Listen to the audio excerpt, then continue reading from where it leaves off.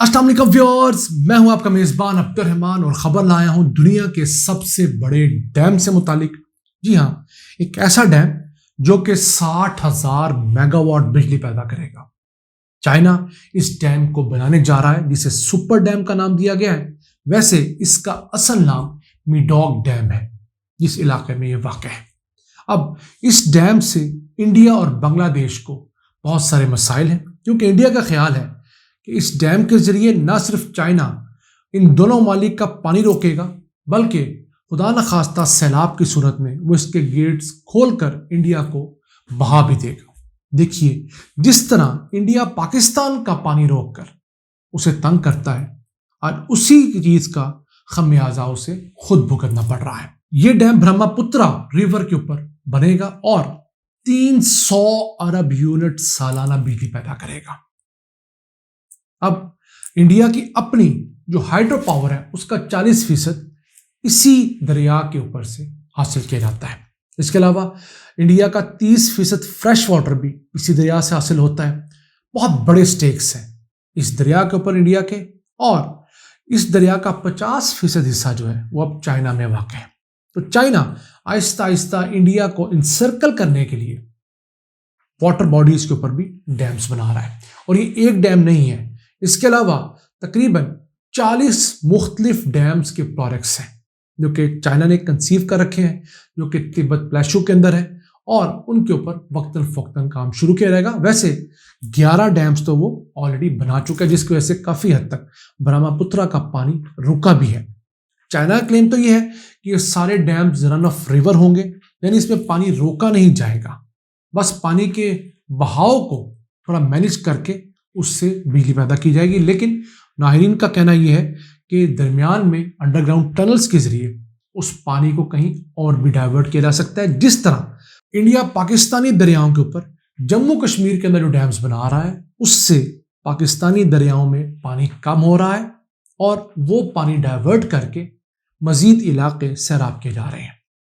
इसी तरह अब इंडिया को अपने किए हुए कभी भुगतना पड़ रहा है।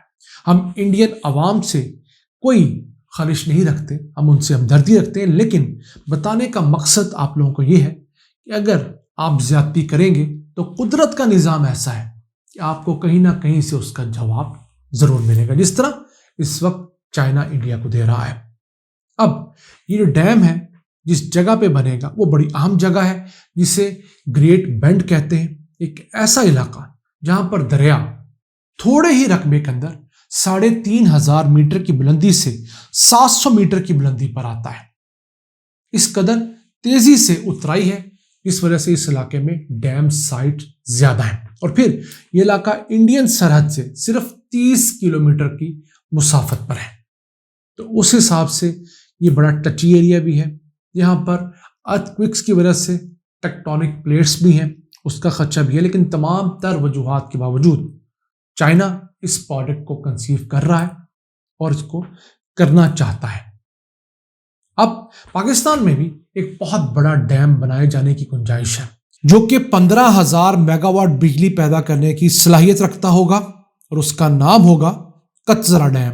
लेकिन हमारे हुक्मरान उस तरफ ऐसा देख नहीं रहे। हमें भी उस प्रोजेक्ट पर देखना होगा। वो सारा एरिया पाकिस्तान के अंदर है। अगर 35,000 मेगावाट बिजली हम डैम से बनाएं तो फिलहाल पाकिस्तान में हाइडल बिजली का औसत रेट जो है वो 2.5 रुपये यूनिट है, जबकि हमारी जो थर्मल बिजली है इंपोर्टेड सोर्स से बात करें तो वो 18 रुपये से लेकर 56 रुपये तक की बनती है।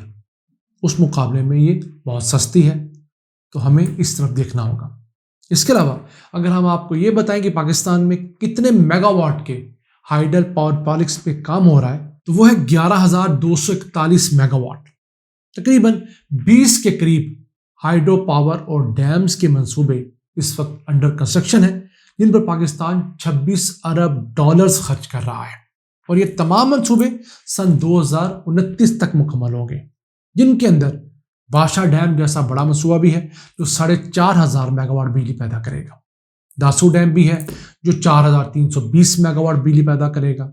फिर तरबेला का 5th प्रोजेक्ट है एक्सटेंशन वाला, वो 1510 मेगावाट का है। मोहम्मद डैम 800 मेगावाट का है। फिर बहुत सारे ہائیڈرو پاور پروجیکٹس ہیں جو کہ ابھی انڈر کنسٹرکشن ہیں. تو سن 2029 تک نہ صرف پاکستان کی مجموعی بجلی پیدا کرنے کی صلاحیت 11,241 سے بڑھ کر 20,684 میگا واٹ ہو جائے گی. اس کو اگر ہم یونٹس میں کیلکولیٹ کریں، جو صلاحیت اس وقت 37 ارب یونٹس ہے، یہ بڑھ کر 2029 تک 81 ارب یونٹس ہو جائیں گی. بجلی کا وہی یونٹ جو ہمارے گھر میں کیلکولیٹ کیا جاتا ہے میٹر کے ذریعے، اور اس کے بیس پہ ہمیں بجلی کا بل آتا ہے. تو 2 سے 2.5 گنا کا اضافہ اگلے 8 سالوں میں پاکستان کرنے جا رہا ہے. ہم امید کرتے ہیں کہ یہ سارے پروجیکٹس اپنے وقت مقررہ کے اوپر تکمیل کے مراحل طے کریں، پاکستان کے اندر سستی ہائیڈر انرجی کو فروغ دیا جائے. اس کے علاوہ یہ صدی رینیوبل انرجی کی صدی ہے. نہ صرف ہمیں خود بلکہ حکومتوں کو بھی رینیوبل انرجی کے اوپر فوکس کرنا ہوگا. ہائیڈل کے علاوہ سولر، ونڈ اور پھر کسی حد تک نیوکلیئر کو فوکس کرنا اس صدی میں اہم ترین ضرورت ہے. اگر ہم نے اپنے گھروں کو سستی بجلی دینی ہے، اس سے بڑھ کر انڈسٹری کو سستی بجلی دینی ہے. یاد رکھیے گا، اگر انڈسٹری کو سستی بجلی ملے گی تو آپ کے گھروں کے اندر بھی بجلی چلے گی. ہمارے یہاں ریورس ہے، ہم گھروں کو تو سستی بجلی دے دیتے ہیں لیکن انڈسٹری کو مہنگی بجلی دیتے ہیں. اس سے ہوتا کیا ہے کہ انڈسٹری کی کاسٹ بڑھتی ہے، تو جہاں اس نے 200 جابس کریٹ کرنی تھی وہ 50 جابس کریٹ کرتی ہے، تو 150 لوگ بے روزگار ہو جاتے ہیں.